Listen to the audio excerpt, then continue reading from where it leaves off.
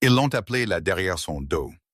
Pour l'arrogant nouveau chef de chirurgie à Mercy General, Jeremiah Jenkins, était juste une responsabilité. Une infirmière plus âgée avec une mauvaise jambe qui ne pouvait pas suivre le rythme d'un centre de traumatologie moderne. Il lui a dit de sortir du chemin. Il lui a dit qu'elle était finie. Il n'avait aucune idée que la femme balayant le verre brisé avait un niveau d'autorisation plus élevé que le détail de sécurité du président. Il ne savait pas pourquoi elle boitait. Et il ne s'attendait certainement pas à 4 hélicoptères CH-53K King Stallion atterrir dans le parking de l'hôpital, déployant une unité de reconnaissance de force avec les armes dégainées, demandant une chose. Où est Angel 6? La pluie à Seattle n'a pas lavé les choses propres. Elle a juste fait la crasse coller plus dur au pavé. À l'intérieur de l'hôpital Mercy General, l'atmosphère était beaucoup la même, collante, humide, et sentant l'antiseptique et la laine mouillée.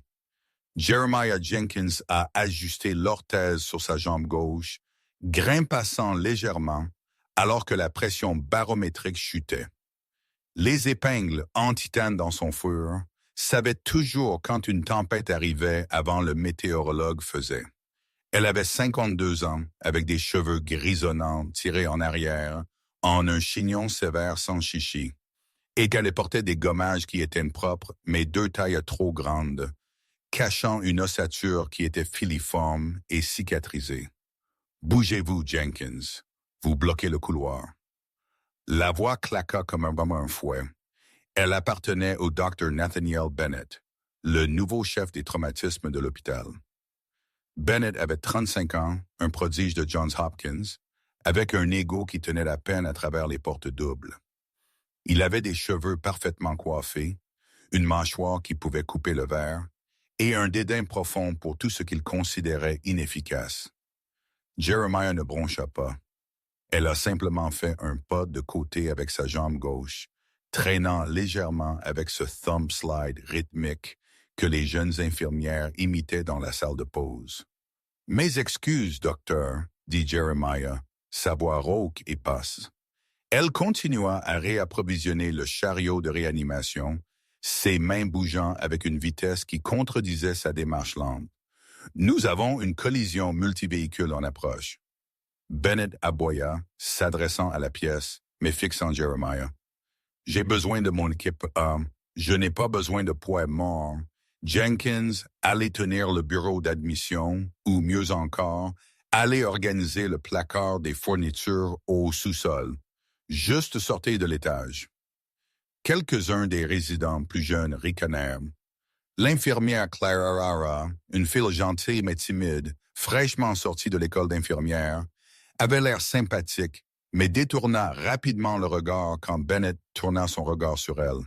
« Docteur, » dit Jeremiah, faisant une pause, « le bureau d'admission est entièrement pourvu en personnel. Et si c'est un carambolage multivéhicule sur l'I-5 pendant cette tempête, vous allez avoir besoin d'infirmières de triage expérimentées. J'ai géré des événements à victimes multiples avant. » Bennett rit d'un son froid et aigu. « Victimes multiples? Quoi, une panne de bus en 1990? Regardez-vous, Jeremiah. Vous pouvez à peine marcher jusqu'à la cafétéria sans être essoufflé. C'est un traumatisme. C'est de la vitesse. Vous êtes une responsabilité. Si un patient saigne à mort parce que vous n'avez pas pu courir à la banque de sang assez vite, c'est de ma faute. Alors, je vous donne un ordre direct. Restez en arrière. Restez hors de ma salle de traumatologie. » Jeremiah soutint son regard. Ses yeux étaient des yeux bleu pâle, glacial, qui avaient vu des choses que Bennett ne pouvait même pas imaginer dans ses cauchemars. Pendant une fraction de seconde, quelque chose de dangereux est flashé derrière eux, une porte en acier claquant fermée. « Compris, docteur, » dit-elle doucement. Elle tourna et s'éloigna en boitant, le thumb slide, résonnant dans le silence soudain du couloir. Je ne sais pas pourquoi les RH ne l'ont pas forcé à prendre sa retraite, murmura Bennett à son infirmière en chef assez fort pour que Jeremiah entende. Elle est une relique. Jeremiah marcha jusqu'au poste des infirmières près de l'entrée. Elle s'assit lourdement, frottant son genou. La douleur était d'un rugissement sourd aujourd'hui, un rappel d'une ligne de crête dans la vallée de Korangal, un endroit plus sale et plus sanglant que cet hôpital immaculé. Elle tira un petit téléphone à clapet de Nokia abîmé de sa poche, un dinosaure d'appareil qu'elle n'était pas censée avoir à l'étage. Elle vérifia l'écran. Pas de signal. Elle le remit. « Ne le laissez pas vous atteindre, Jeremiah, » chuchota Clara, venant déposer un dossier. « Il est juste stressé. »« Il n'est pas stressé, Clara, » dit Jeremiah, ses yeux fixés sur les fenêtres battues par la pluie. « Il est non testé. Il y a une différence. »« Il dit que vous étiez une infirmière de l'armée, » demanda Clara. « C'est là que vous avez blessé votre jambe? » Jeremiah regarda la fille. Quelque chose comme ça, un accident d'entraînement, est tombé d'un camion. C'était le mensonge qu'elle avait raconté pendant 15 ans.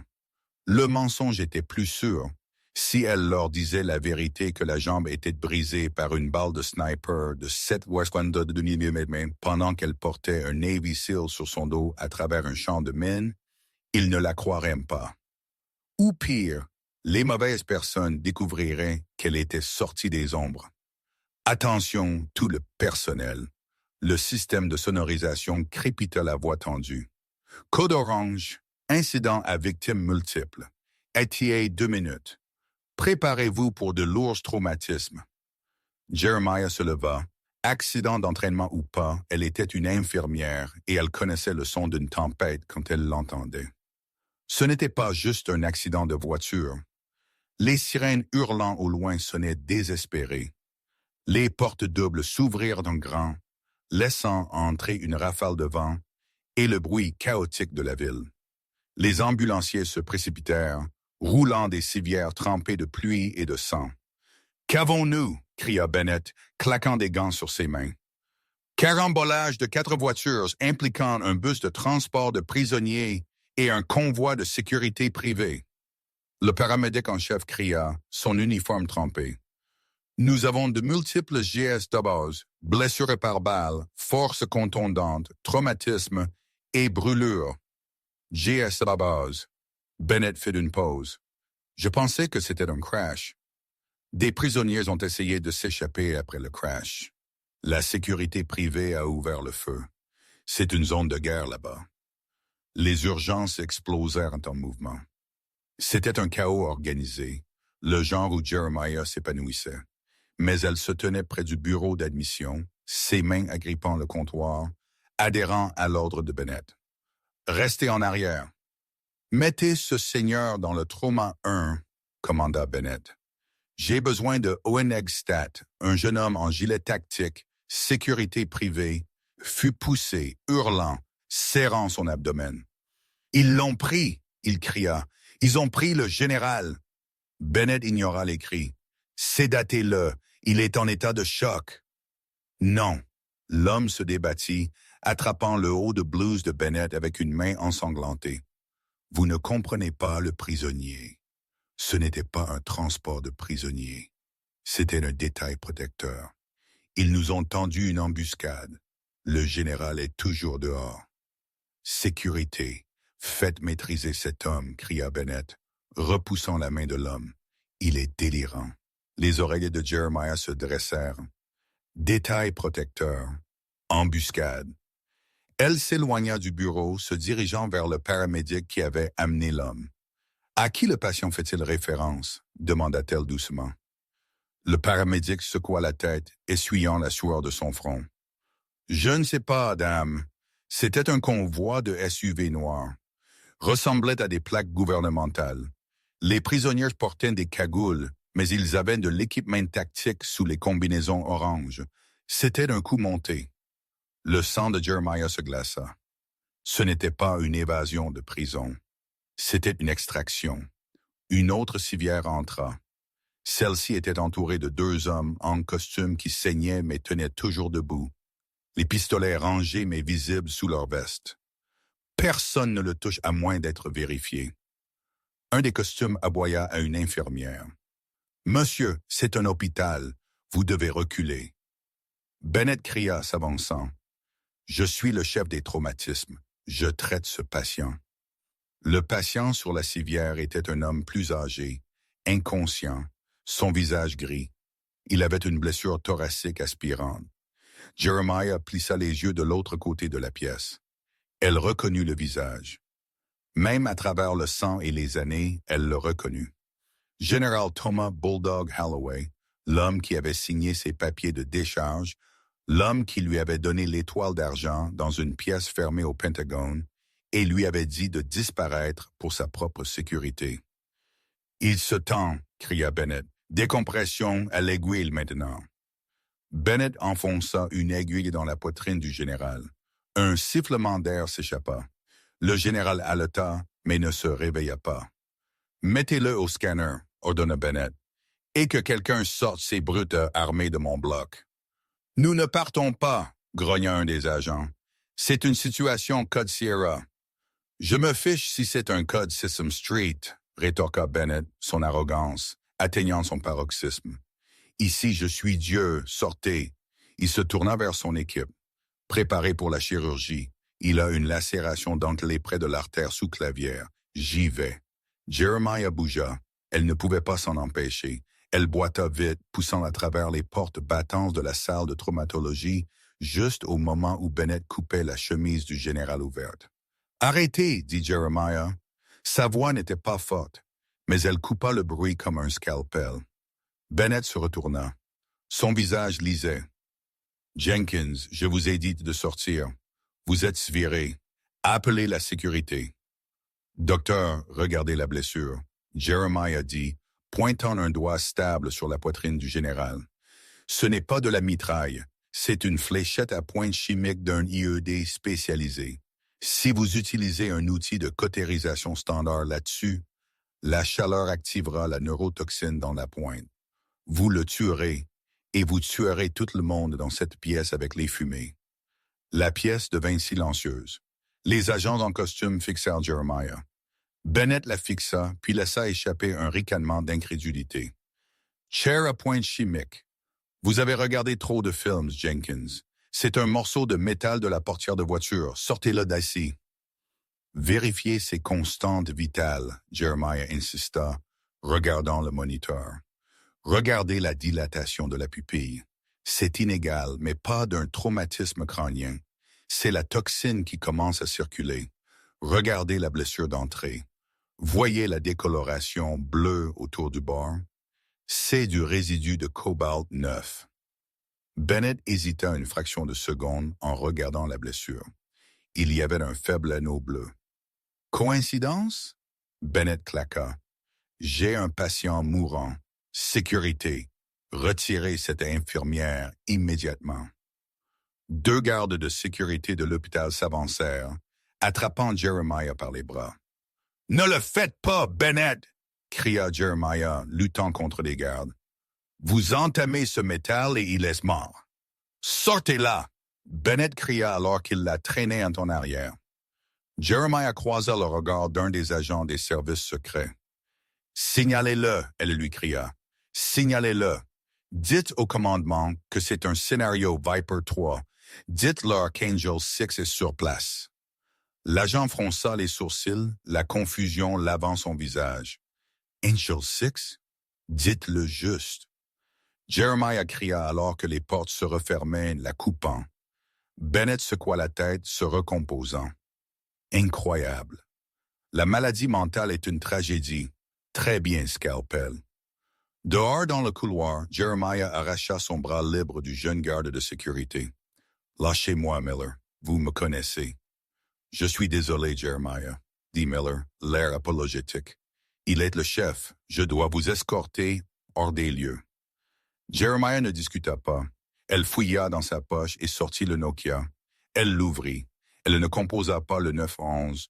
Elle composa un numéro qu'elle n'avait pas utilisé en 12 ans. Un numéro qui allait directement à un bureau au sous-sol du Pentagone. Il sonna une fois. Identifié. Une voix informatisée dit « Autorisation Zulu Tango 9. Ici le Lieutenant Commander Jeremiah Jenkins. Nom de code Ange 6. J'ai un scénario Viper 3 à Mercy General Seattle.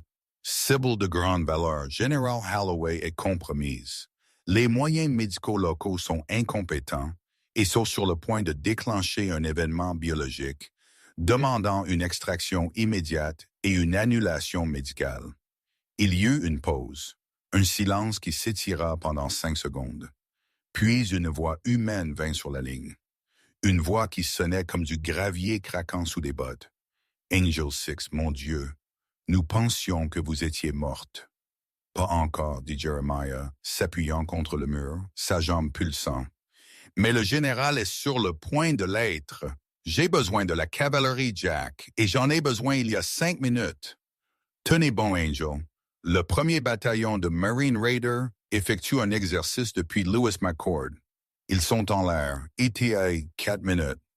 Faites en 3, dit Jeremiah et raccrocha. Elle regarda Miller, le garde de sécurité. Miller, me faites-vous confiance? Jeremiah, vous me faites peur. Bien, cela signifie que vous faites attention. Ne laissez personne entrer dans cette salle de traumatologie. Et pour l'amour de Dieu, éloignez-vous des conduits de ventilation. À l'intérieur de la salle de traumatologie, Bennett abaissa le crayon de cautérisation électrique vers le métal dentelé, saillant de la poitrine du général Holloway.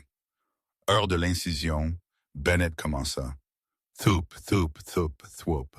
Le son commença comme une vibration dans les planchers. Puis les fenêtres s'agitèrent. Puis les tasses sur les plateaux métalliques commencèrent à danser.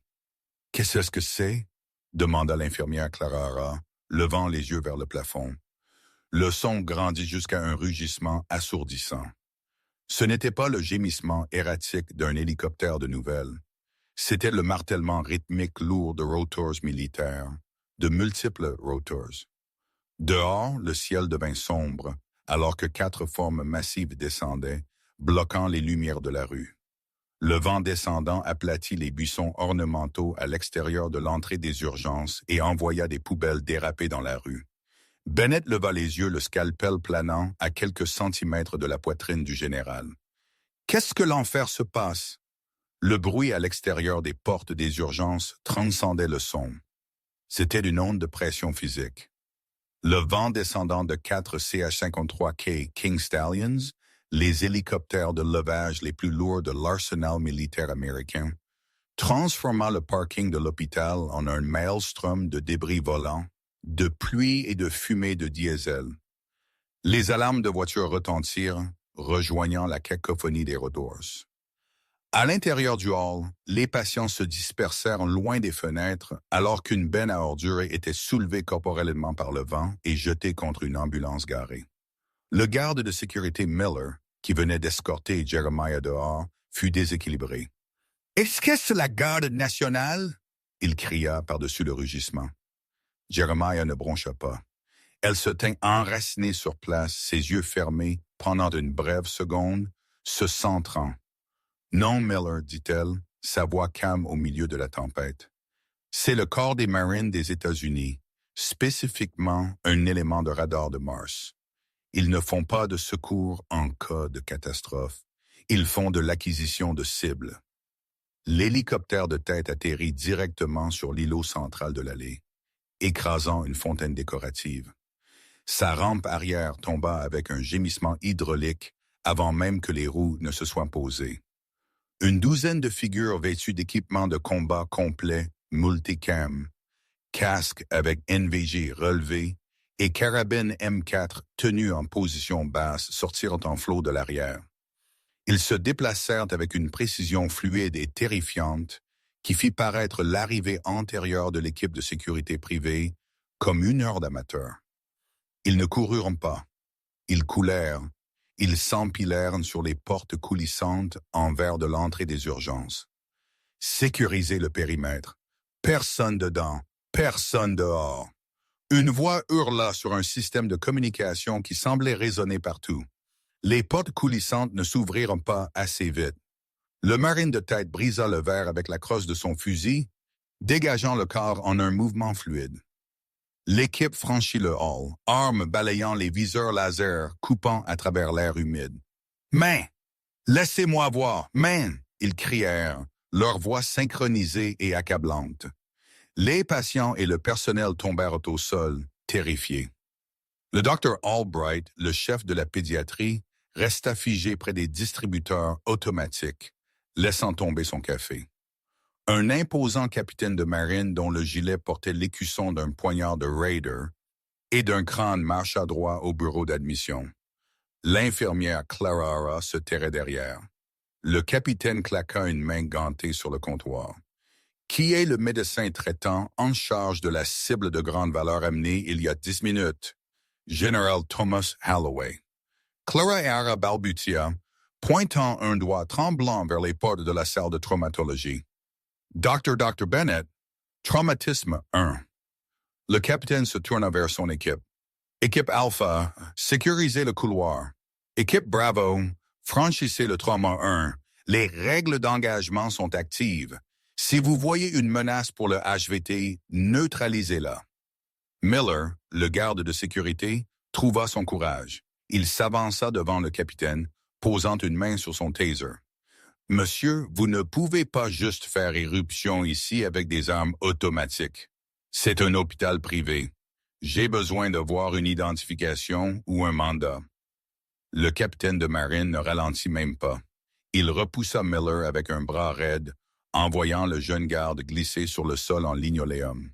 « Fils, je suis un marine des États-Unis. Mon mandat est la Constitution et les 4000 cartouches de munitions que mon équipe transporte. Restez au sol. » Jeremiah regarda depuis les ombres près de l'entrée du couloir. Elle reconnut les tactiques d'unité.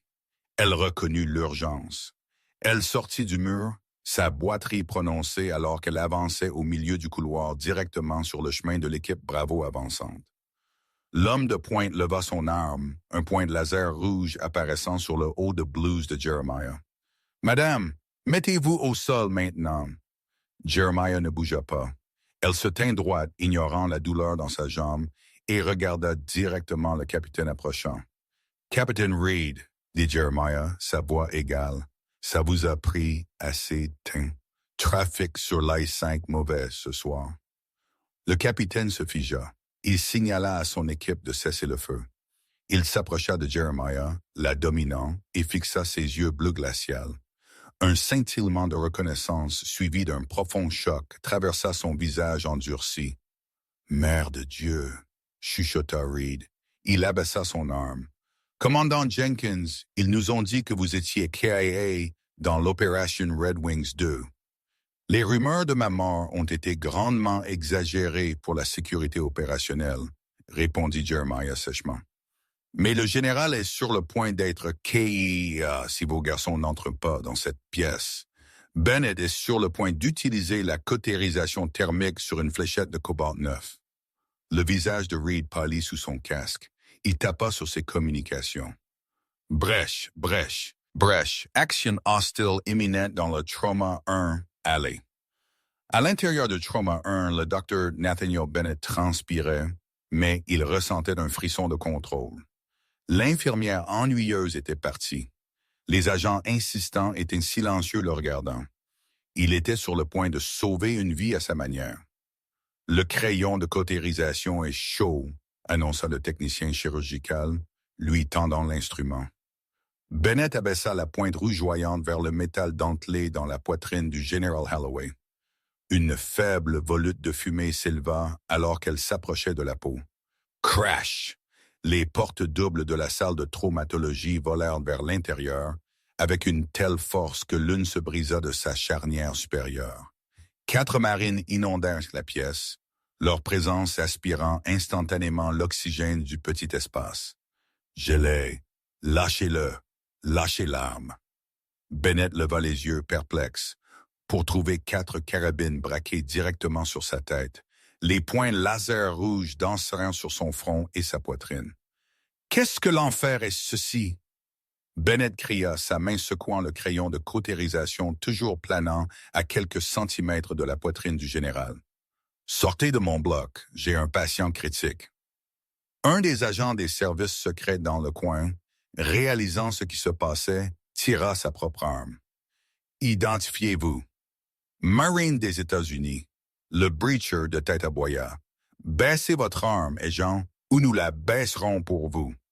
L'agent, reconnaissant la puissance de feu supérieure et l'équipement distinctif des opérateurs de niveau 1, rengaina lentement son arme et leva les mains. Nous sommes un détail protecteur. Nous sommes amicaux.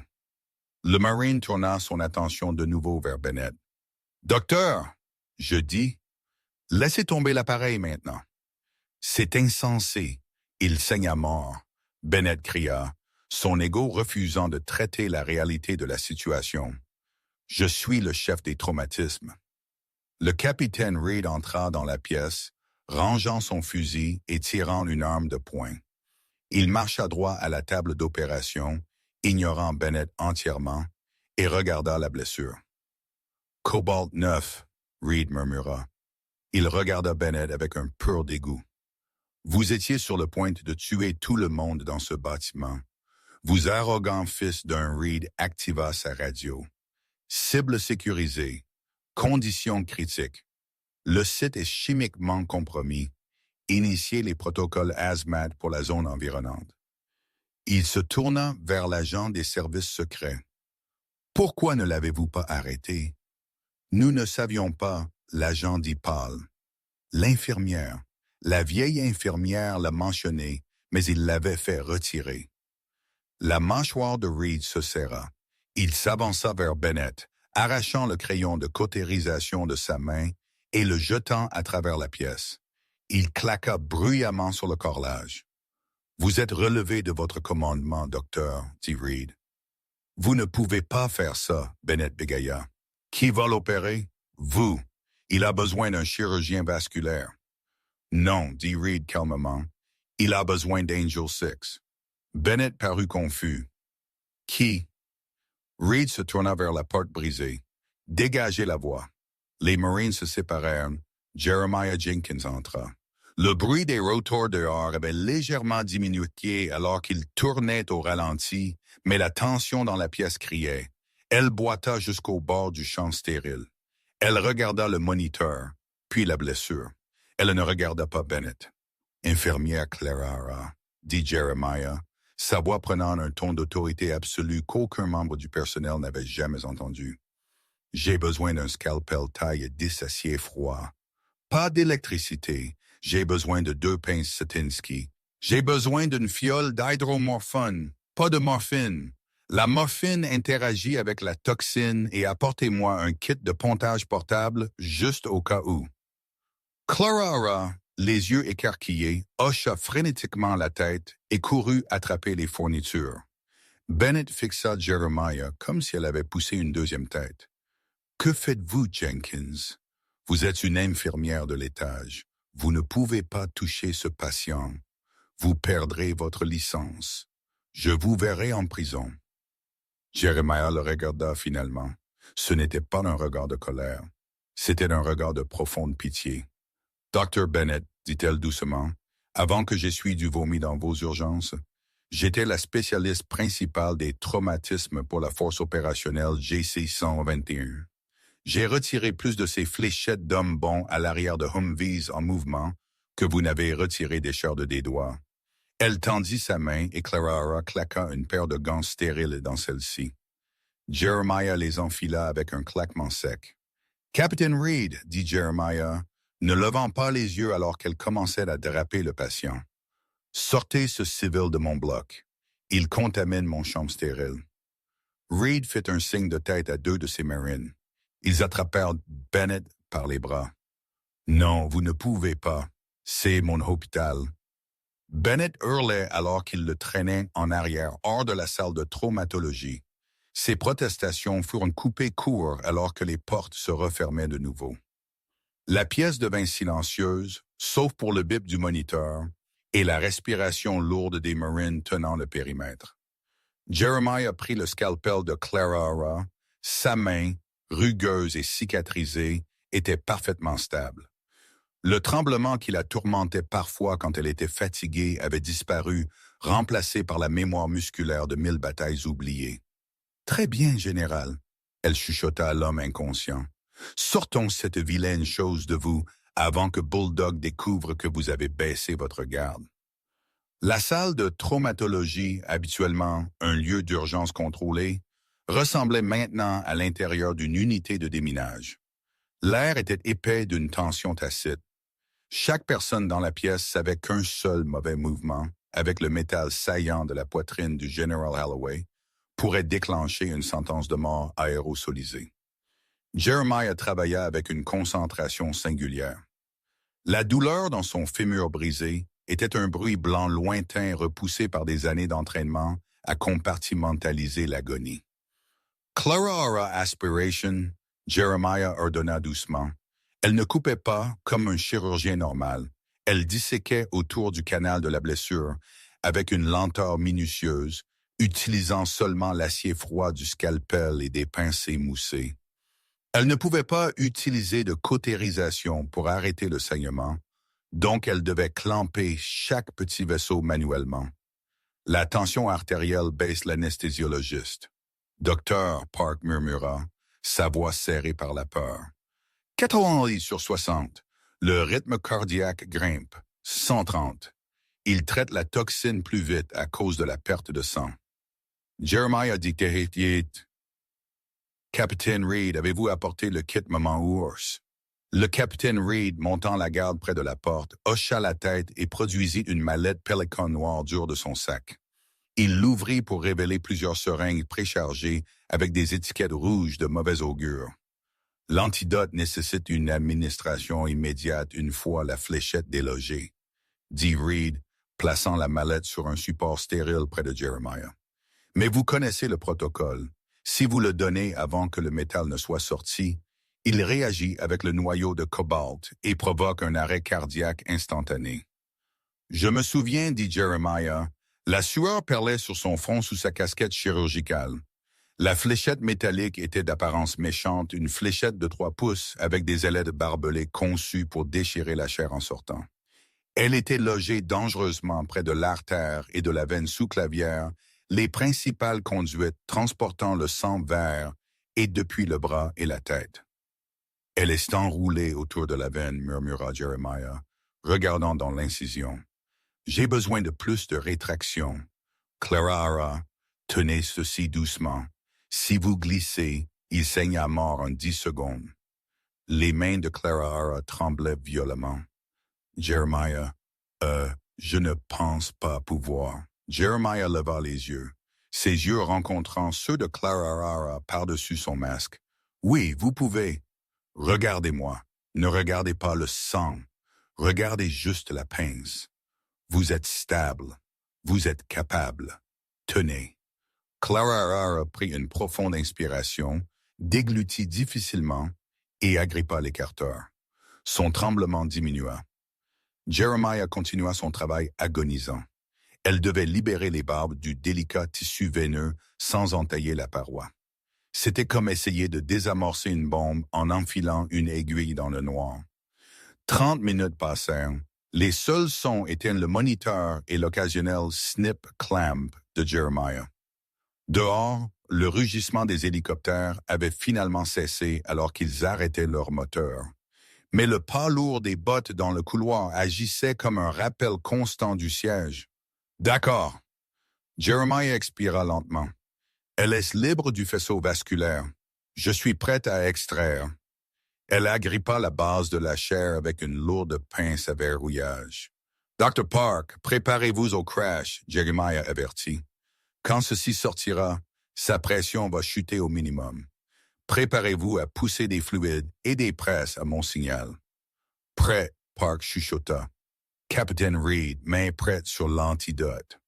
Reed s'avança, une seringue en équilibre au-dessus du porte-cabard du général. À 3, dit Jeremiah. 1, 2, 3, elle tira.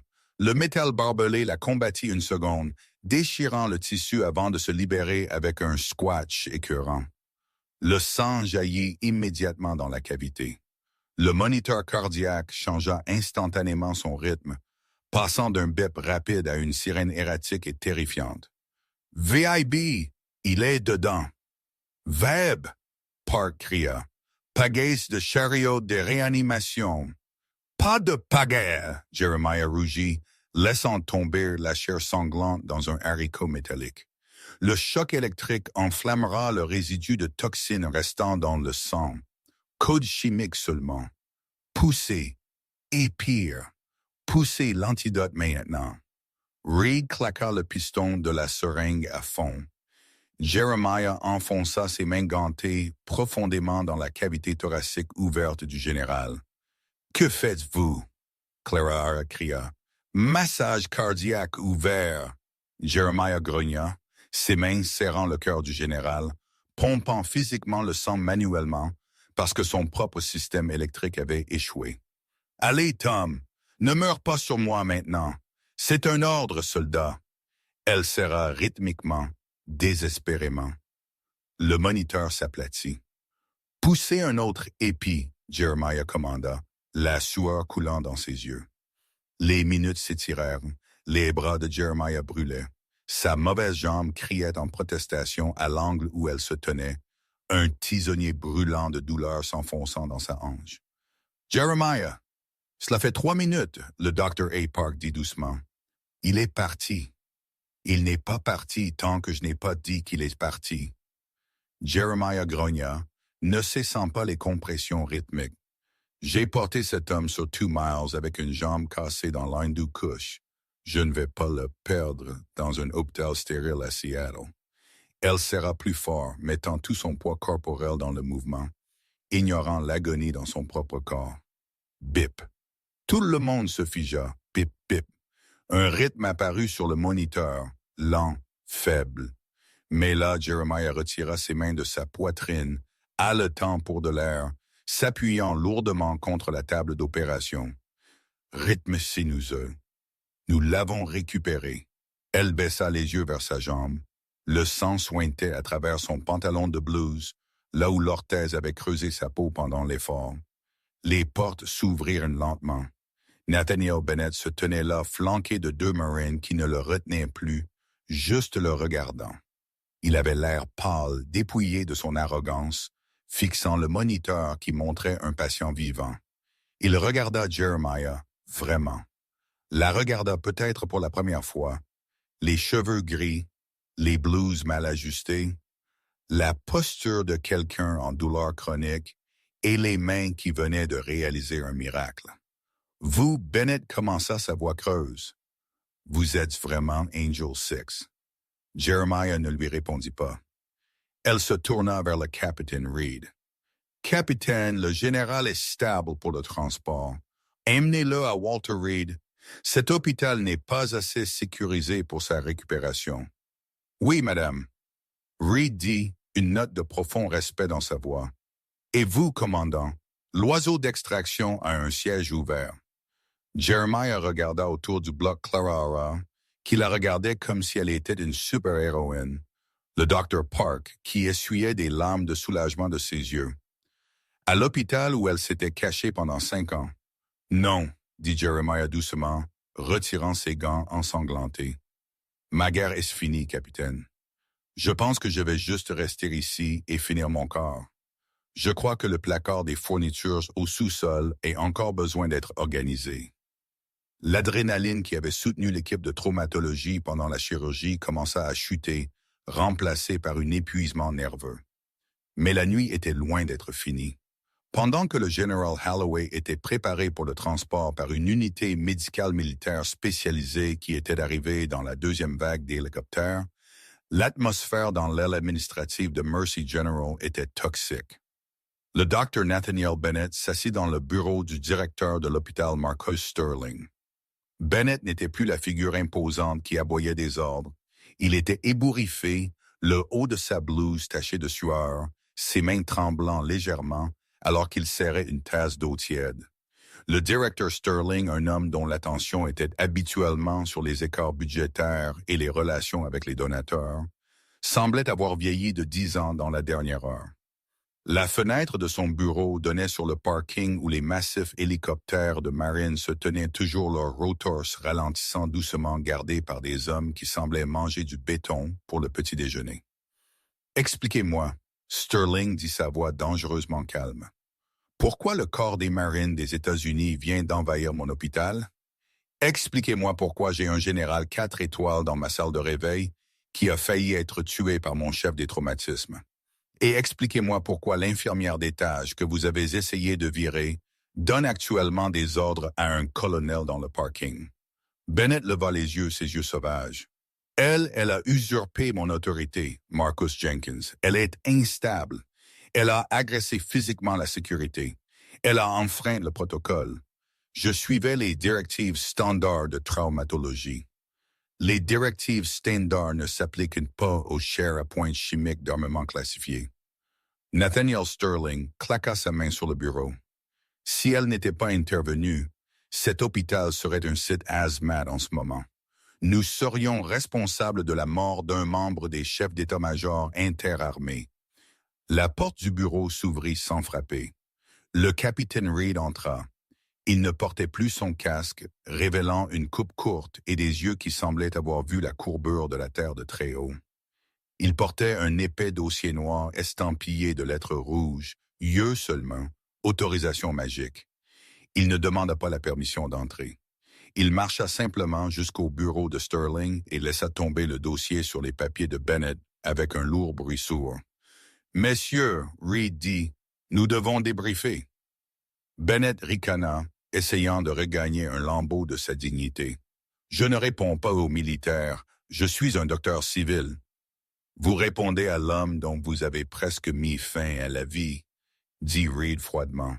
« Et vous répondez à la femme qui a sauvé votre carrière de devenir une accusation d'homicide involontaire. » Reed ouvrit le dossier. Il tira une photographie.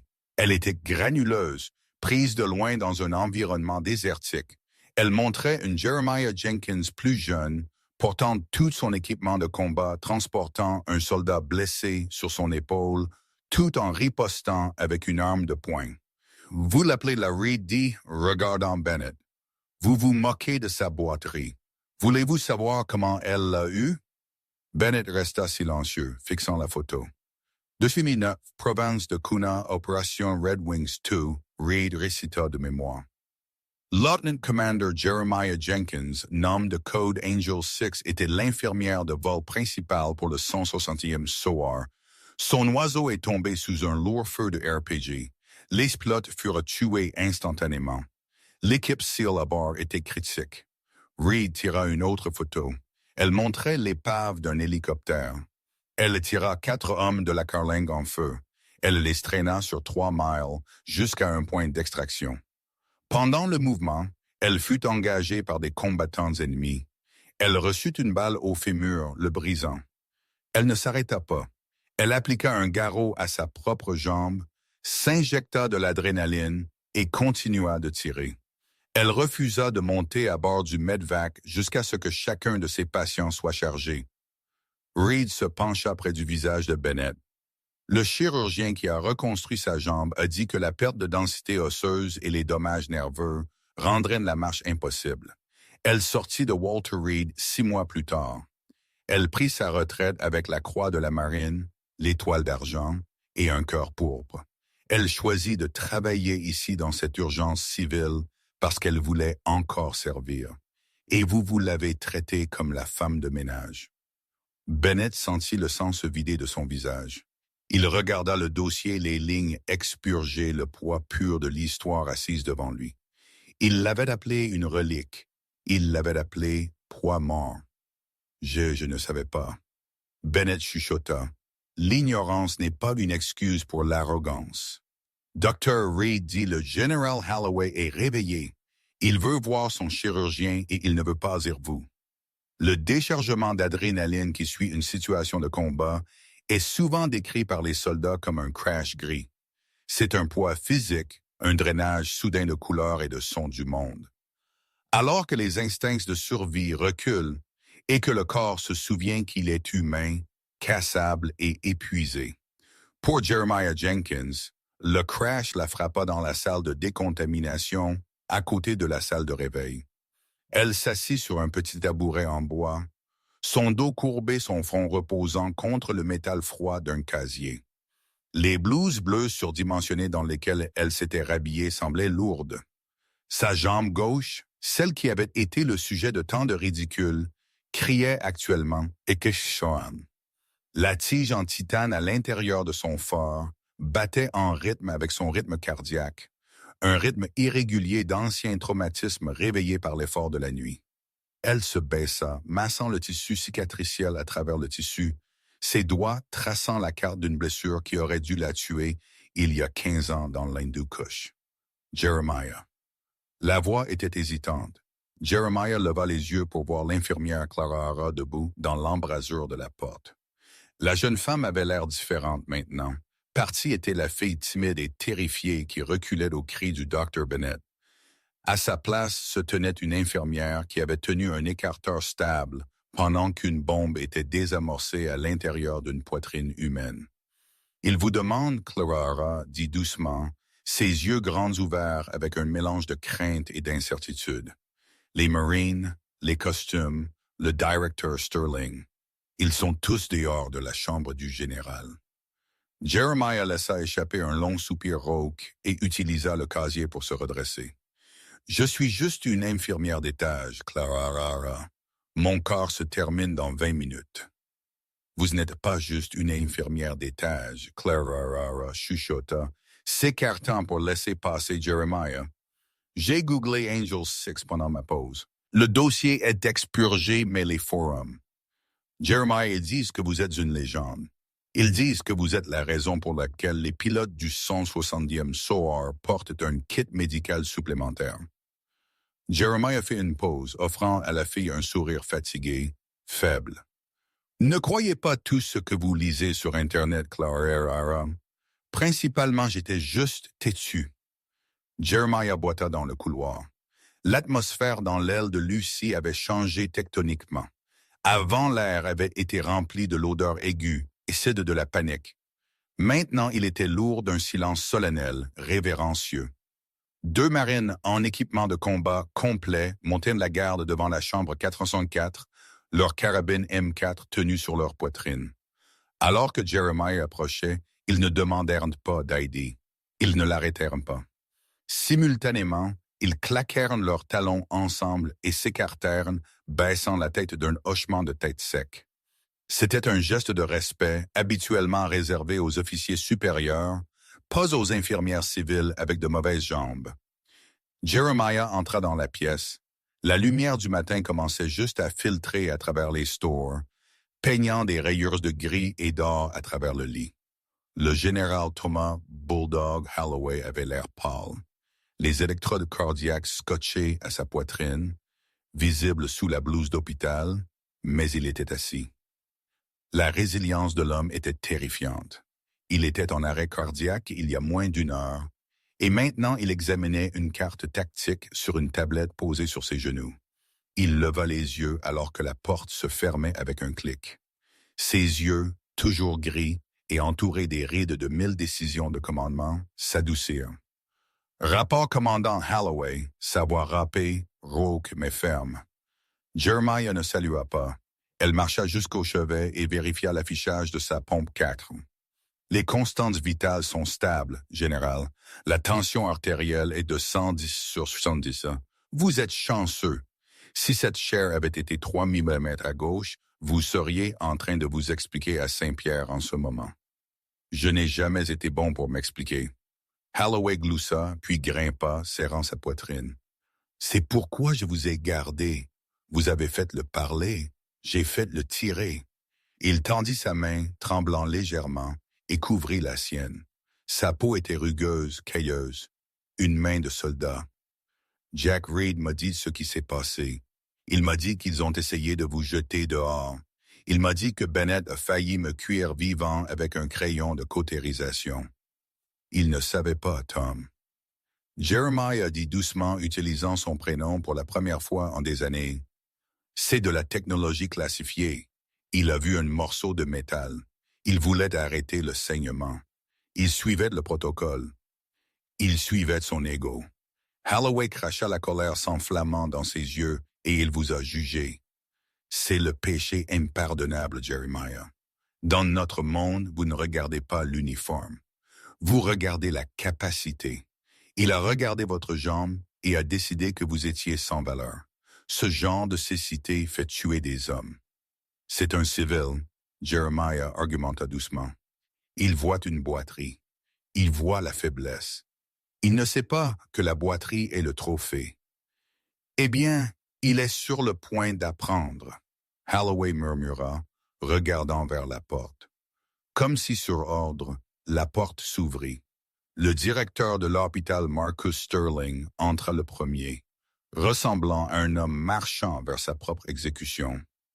Derrière lui se tenait le capitaine Reed au visage de pierre, et traînant à l'arrière était le docteur Nathaniel Bennett.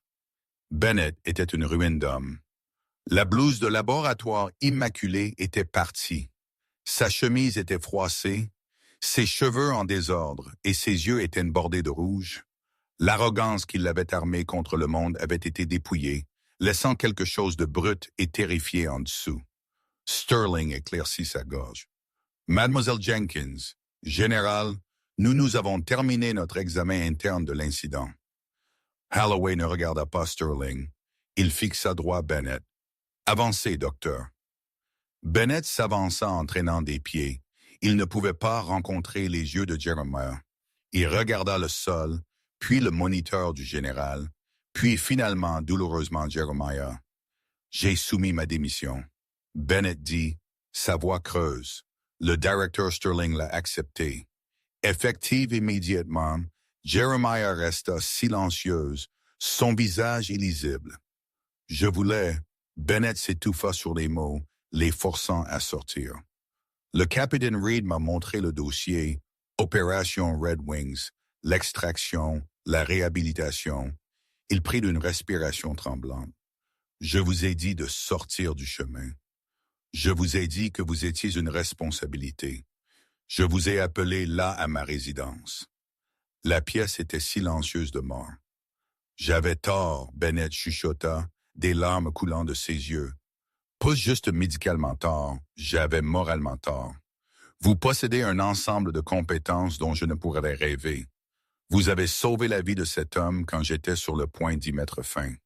Vous êtes le médecin supérieur dans cette pièce, quelles que soient les lettres après votre nom. Il fouilla dans sa poche et tira son badge d'identification, le badge qui disait « Chef des traumatismes ». Il le plaça sur la table de chevet à côté de la main de Jeremiah. « Je suis désolé, Bennett dit. Je ne m'attends pas à ce que vous me pardonniez, mais j'avais besoin que vous sachiez que je vous vois maintenant. » Jeremiah regarda le badge, puis Bennett. Elle vit la destruction de l'image de soi d'un homme. Il aurait été facile de tordre le couteau. Il aurait été facile de lui dire de sortir pour faire écho aux mots qu'il lui avait criés tant de fois. Mais Jeremiah Jenkins n'avait pas survécu à la vallée coronale en étant mesquine. Elle avait survécu en étant une protectrice. Elle tendit la main et ramassa le badge. Elle le tint un instant, puis tendit sa main et le pressa de nouveau dans la paume de Bennett. Bennett leva les yeux, stupéfait. « Gardez-le, Jeremiah dit fermement. Vous êtes un sacré chirurgien, Nathaniel. Vos mains sont stables. Votre connaissance est vaste. Vous avez juste un problème de vision. » Elle tapa sur sa propre tempe. « Vous devez arrêter de voir les titres et commencer à voir les gens. Vous gardez ce badge, mais vous le regagnez chaque jour. Vous traitez le concierge avec le même respect que vous traitez le général. Si j'entends que vous ne l'avez pas fait, alors je ferai revenir le capitaine Reed pour une visite. Nous comprenons-nous? » Bennett serra le badge comme une bouée de sauvetage, sanglotant ouvertement maintenant. Il hocha la tête furieusement. « Oui, oui, madame. Merci. Merci. Sortez d'ici. » Holloway grogna, bien que son ton fût moins mortel qu'avant. « Allez vous laver, il y a d'autres patients qui ont besoin de vous. » Bennett s'enfuit de la pièce. Un homme à qui fut donnée une seconde chance qu'il ne méritait pas, mais ne gaspillerait jamais. Le capitaine Reed vérifia sa montre. « Général, l'oiseau est lancé. Nous devons bouger. Walter Reed a une équipe qui attend et les toxines dans votre système doivent être évacuées par une unité de dialyse dans les 2 heures. »« Je suis prêt, » Holloway dit, « mais je ne vais pas sortir par la porte de derrière. »« Monsieur, » Sterling demanda nerveusement. « Je veux sortir par l'avant, » Holloway commanda. et je veux une escorte. 10 minutes plus tard, les portes automatiques de la salle d'urgence s'ouvrirent en glissant. La pluie avait cessé complètement, laissant le pavé scintillant sous le soleil levant. La lumière frappa l'asphalte mouillé, transformant l'entrée de l'hôpital en un miroir. 2 Marines poussèrent la civière, mais menant le chemin, marchant 10 pas devant, était Jeremiah Jenkins. Elle marcha dans l'air du matin et elle s'arrêta net. Toute l'allée était bordée de personnes. Ce n'était pas juste le détail militaire, c'était l'hôpital. À gauche, 24 marines de reconnaissance se tenaient en une ligne parfaite, rigide comme des statues. À droite, l'équipe de nuit et le personnel arrivant du quart du matin étaient rassemblés. Médecins, infirmières, aides-soignants, travailleurs de cafétéria, gardes de sécurité. Miller était là, sa casquette à la main. Clara était là, essuyant ses yeux. Même l'infirmière en chef grincheuse du 3e étage était là. Alors que Jeremiah montait sur le trottoir, le silence était absolu. Le seul son était le thump, thump, thump du massif hélicoptère King Stallion tournant au ralenti dans le parking, ses rotors fendant l'air. Le capitaine Reed, marchant à côté de la civière, prit une respiration qui sembla élargir sa poitrine à double sa taille. Détail. Reed hurla un son qui claqua comme un fouet. « Attention !» Les Marines se mirent au garde-à-vous avec un seul claquement synchronisé de bottes et d'équipements. « Présentez armes !» Les Marines levèrent leurs fusils en un salut sec. Mais alors quelque chose d'imprévu arriva. Miller, le garde de sécurité, claqua maladroitement sa main à son front. Puis le Dr. Park fit de même, puis Clara, puis toute la ligne du personnel hospitalier civil qui n'avait jamais marché un jour dans leur vie était leurs mains. Ce n'était pas parfait, c'était déchiqueté, non coordonné et désordonné. Mais c'était la plus belle chose que Jeremiah avait jamais vue. Il ne saluait pas le général. Il la regardait. Jeremiah sentit sa gorge se serrer. Elle sentit les larmes qu'elle avait retenues pendant 15 ans, menacées de déborder. Elle avait passé une décennie à se cacher dans les ombres, convaincue que ses jours utiles étaient infinis. Convaincue qu'elle était des biens cessés, elle redressa son dos. Elle ignora le feu dans son fémur. Elle déplaça son poids, verrouillant ses genoux, et pour un moment fugace, la boiterie disparut. Elle leva sa main droite, ses doigts plats et précis, et rendit le salut, lent, délibéré, parfait. Le général fut chargé sur la rampe de l'hélicoptère. Avant que la rampe ne se ferme, Holloway cria par-dessus le gémissement du moteur. « L'offre tient, Jeremiah, le Pentagone. Nommez votre prix. » Jeremiah abaissa sa main. Elle regarda la massive machine de guerre. Puis elle tourna et regarda l'hôpital. Elle vit Bennett regarder d'une fenêtre du 3e étage. Elle vit Clara lui sourire. Elle vit un jeune interne trébucher sur ses propres pieds, se précipitant vers les portes des urgences parce qu'une nouvelle ambulance venait d'arriver. Elle marcha jusqu'à la rampe, se penchant pour que Holloway puisse l'entendre. « Mon prix est la paix, général », elle cria. « J'ai eu assez de guerre. Mon combat est ici maintenant. Quelqu'un doit enseigner à ses enfants comment poser une ligne centrale sans s'évanouir. » Holloway sourit d'un large sourire sincère. « Renvo Angel 6, donnez-leur l'enfer. » La rampe se forma en sifflant. Les moteurs rugirent à pleine puissance, soulevant un jet d'eau et de poussière. La foule protégea ses yeux alors que la machine massive s'élevait dans le ciel, virant fort au-dessus de la skyline de Seattle, se dirigeant vers l'est vers la maison. Jeremiah se tint là jusqu'à ce que l'hélicoptère ne soit plus qu'une tache contre les nuages. Le vent tomba. Le silence revint. « Jeremiah, c'était Miller. Vous allez bien? » Jeremiah baissa les yeux vers sa montre. Elle lissa les plis de ses blouses bleues. Elle ajusta son badge d'identification, celui qui disait juste « Jeremiah Jenkins, infirmière ». « Je vais bien, Miller, dit-elle, sa voix forte. Le gravier disparut. Mais je crois que je suis encore de service pendant encore 10 minutes. Et j'ai vu une ambulance arriver. Allons-y. » Elle tourna et marcha de nouveau vers les portes coulissantes en verre. Thumbslide, thumbslide. Le rythme était le même, mais la signification avait changé. Ce n'était pas le son d'un. C'était le son d'une ancre lourde qui tenait le navire stable dans la tempête.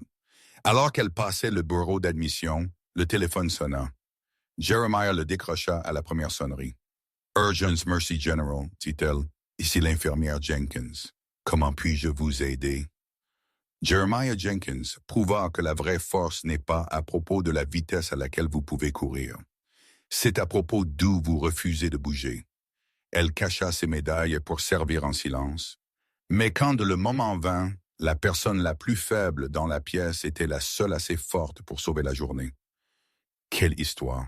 Cela va juste pour montrer que vous ne savez jamais vraiment à qui vous parlez. Cette personne tranquille que vous ignorez pourrait juste être le héros dont vous avez besoin. Avez-vous déjà été sous-estimé par un patron ou un collègue seulement pour leur prouver tort? Plus tard, je veux entendre vos histoires de karma dans les commentaires ci-dessous. Si vous avez apprécié cette histoire de justice et d'identité cachée, s'il vous plaît, écrasez ce bouton j'aime. Cela aide vraiment la chaîne à grandir. Et n'oubliez pas de vous abonner et de sonner la cloche de notification pour que vous ne manquiez jamais une nouvelle histoire. Nous téléchargeons des contes dramatiques inspirés de la vie réelle chaque